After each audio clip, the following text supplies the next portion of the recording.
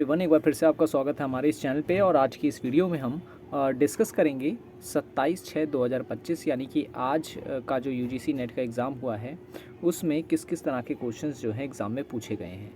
तो वीडियो को एंड तक देखें। अगर आपका एग्ज़ाम आने वाले समय में है तो ये वीडियोज़ जो है आपके लिए काफ़ी हेल्पफुल रहेगी। और अगर आपने हमारी पहले की वीडियोज़ को अभी तक नहीं देखा है तो ज़रूर देखें। लिंक इस वीडियो की डिस्क्रिप्शन में मैंने दे दिया है, जहाँ पर क्लिक करके आप हमारी पहले की सभी वीडियोज़ को देख सकते हैं। ठीक है, हैंड रिटन नोट्स पे मैंने जो है अपनी वीडियोस बना रखी है जो आपके लिए काफ़ी हेल्पफुल रहेगी। तो देखें, आज जो क्वेश्चंस पूछे गए थे 27/6/2025 के बीच में, तो उसमें आप देखेंगे एसडीजी एमडीजी पे क्वेश्चंस पूछे गए थे, कोडिंग डिकोडिंग से क्वेश्चंस थे, कम्युनिकेशन के टाइप्स पे क्वेश्चन थे, गामा रेज के ऊपर क्वेश्चन था, अर्थक्वेक पे था। अभी हम इस सभी टॉपिक्स पर डिस्कस करेंगे और आगे भी किस तरह के क्वेश्चंस यहाँ से पूछे जा सकते हैं वो भी हम डिस्कस करने वाले हैं। ब्लूम टेक्सोनॉमी पे क्वेश्चंस रेगुलर पूछे जा रहे हैं, तो इसको जो है आपको इस टॉपिक को अच्छे से कवर कर लेना है। हिस्टोरिकल रिसर्च पे भी क्वेश्चन पूछा गया। ठीक है, तो बात करते हैं एसडीजी और एमडीजी इंडेक्स की। तो देखें, एसडीजी इंडेक्स काफ़ी इंपॉर्टेंट है। ठीक है, आज यहाँ से क्वेश्चन पूछा गया है। तो एसडीजी इंडेक्स जिसे हम सस्टेनेबल डेवलपमेंट गोल कहते हैं, 2015 में जो है इसकी शुरुआत की गई थी और 17 लक्ष्य रखे गए थे कि हमें जो है ये 17 लक्ष्य 2030 तक जो है पूरे करने हैं। ठीक है, 2030 तक इन लक्ष्यों को पूरा करने की बात की गई थी। तो एग्ज़ाम में जो है पूछा जो जाता है वो पूछा जाता है, इन्हीं लक्ष्य के ऊपर क्वेश्चन पूछ ले जाते हैं। तो 17 लक्ष्य में से पहला जो लक्ष्य है वो है गरीबी। ठीक है ना, गरीबी को ख़त्म करना। ठीक है, दूसरा क्या था? तो दूसरा याद रखना है आपको, भुखमरी। ठीक है, भुखमरी। तीसरा अच्छा स्वास्थ्य। ठीक है, अच्छा स्वास्थ्य। चौथा अच्छी शिक्षा। ठीक है, अच्छी शिक्षा। और लिंग समानता। और छठा स्वच्छ जल। ठीक है ना, छठा जो था वो तो स्वच्छ जल। और 13वां आपको याद रखना है जलवायु परिवर्तन। ठीक है, जलवायु परिवर्तन।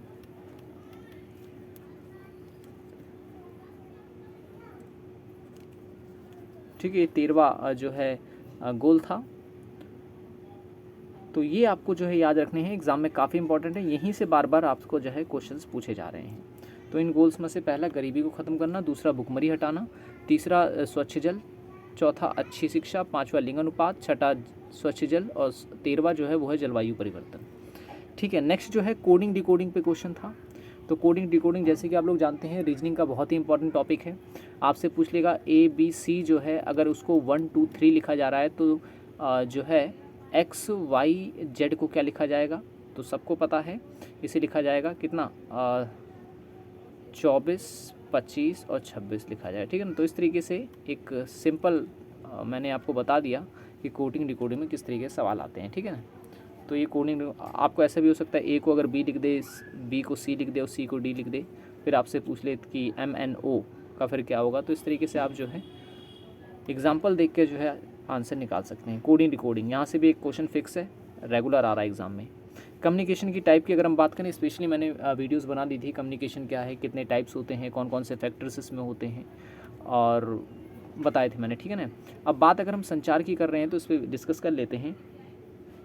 तो संचार की अगर हम बात करें तो संचार होता क्या है, तो आपको याद रखना है संचार का मतलब होता है मतलब विचारों, भावनाओं, ज्ञान का एक व्यक्ति द्वारा दूसरे व्यक्ति से जब हम विचार, भावना और ज्ञान का आदान प्रदान करते हैं तो वो कहलाता है हमारा संचार।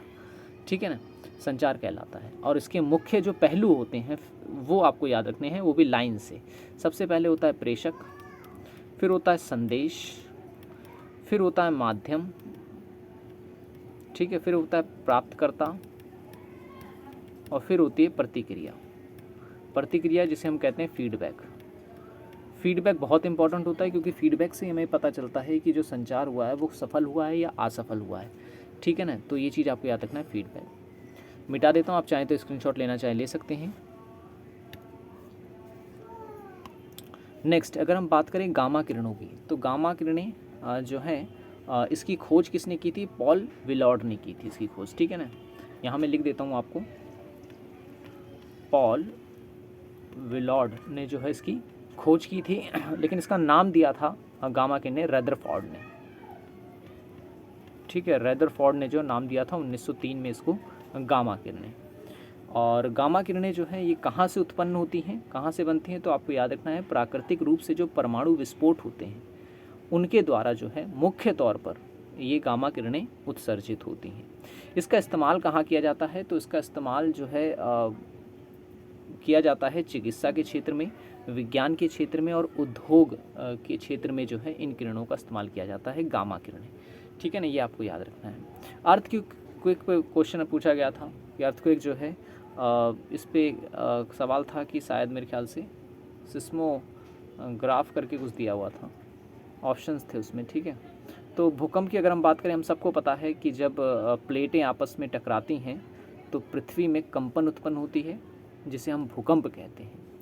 तो जो कंपन उत्पन्न होती है वो किसके कारण होती है, तो वो तरंगों के कारण होती है। और तरंगे मुख्य रूप से दो प्रकार की होती है, एक होती है पी तरंगे, एक होती है एस तरंगे। पी जिसे हम बोलते हैं प्राइमरी तरंगे और प्राथमिक तरंगे, और द्वितीय यानी सेकेंडरी वेव्स जिसे हम बोलते हैं। पी वेव्स और एस वेव्स यानी प्राइमरी और सेकेंडरी, हिंदी में प्राथमिक और द्वितीय तरंगे भी इन्हें बोलते हैं। तो अर्थक्वेक की क्योंकि हम बात कर रहे हैं, तो अर्थक्वेक जो होता है इसको नापा जाता है रिक्टर स्केल में। ठीक है, रिक्टर स्केल में इसको नापा जाता है, लेकिन इसको देखा जाता है सिस्मोग्राफ में। ठीक है, इसे देखा जाता है सिस्मोग्राफ में कि भाई जो तरंगे रही वो किस तरीके से थी, और जहाँ से भूकंप उत्पन्न होता है उसे हम कहते हैं उद्गम केंद्र। ठीक है, पीपल एंड एनवायरनमेंट का ये टॉपिक है, पीपल एंड एनवायरनमेंट का। ठीक है ना, यहाँ से क्वेश्चंस पूछे जा रहे हैं। और भी आपको अगर पीपल एनवायरनमेंट अब अच्छे से करना है तो आपको जो है रियो सम्मेलन और स्टॉकहोम सम्मेलन, क्योटो प्रोटोकॉल, ये अच्छे से क्लियर कर लेना है। यहाँ से क्वेश्चंस रिपीट होते हैं, ज़रूर पूछे जाएंगे। ब्लूम टैक्सोनॉमी मैंने आपको बता दिया था, ब्लूम टैक्सोनॉमी के बारे में इससे पहले की वीडियोज़ में आप वो चाहें वो देख सकते हैं, और अलग से स्पेशली वीडियोस देखना चाहते हैं तो स्पेशली पर्टिकुलर मैंने इस पर वीडियो बना रखा है, तो वो भी आप उसे देख सकते हैं। ब्लूम टैक्सोनॉमी जिसमें उन्होंने अपने सिद्धांत को जो है 3 क्षेत्रों में वर्गीकृत किया था, संज्ञानात्मक, भावात्मक और क्रियात्मक। ठीक है, संज्ञानात्मक, भावात्मक और क्रियात्मक 3 वर्गों में इन्होंने अपना जो सिद्धांत है वो दिया था। बात अगर हम यूजीसी की करें तो यूजीसी जो है यूनिवर्सिटी ग्रांट कमीशन इसका पूरा नाम है।